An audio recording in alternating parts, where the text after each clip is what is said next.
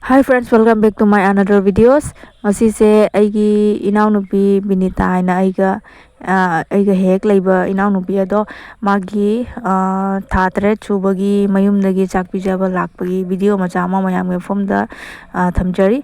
Mogi family gi mi lae mayum rongi ado hojik nga kari kara loi pu lae mai inaunupi gi matai yaima na nga semi mayam yengbiu. Asina inaunupi mamani haidi aigi indumcha tare ado haji si niyom ama layabako haidi lakpaga phola tola pijabagi machada ado mayamsu adum yengminasi mase actually pregnant oiba tha tret oireba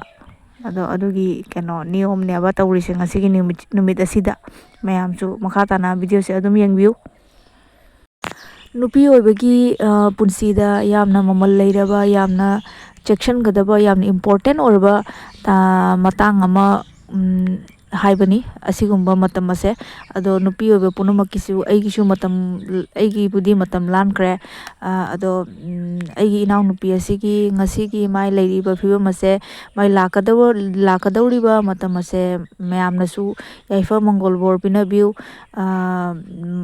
kadi lakadawriba punchi ase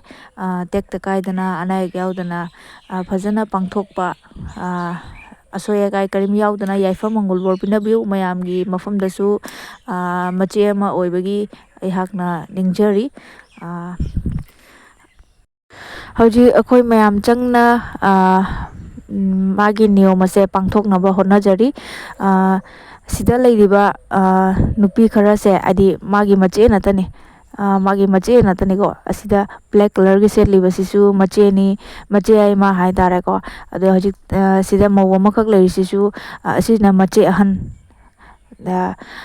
mache natani sida leiri se mayam video se yam nungani makha tana yengbiu. Yang mathem chu mayam loijare mayam changna honana ayam balore asina aigi inau nupi gi makubok ni aduga sina mapubok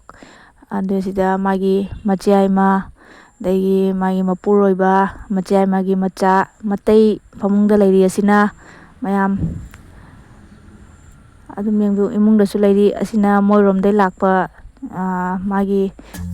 mane sing nata hai tare ko mayam.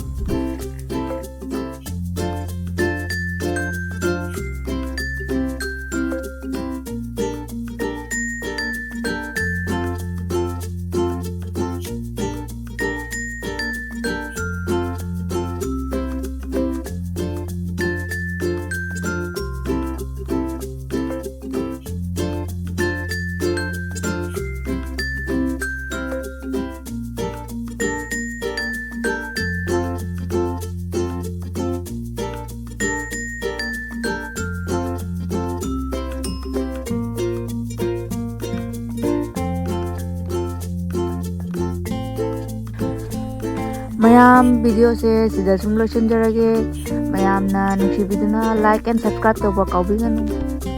Please support my channel.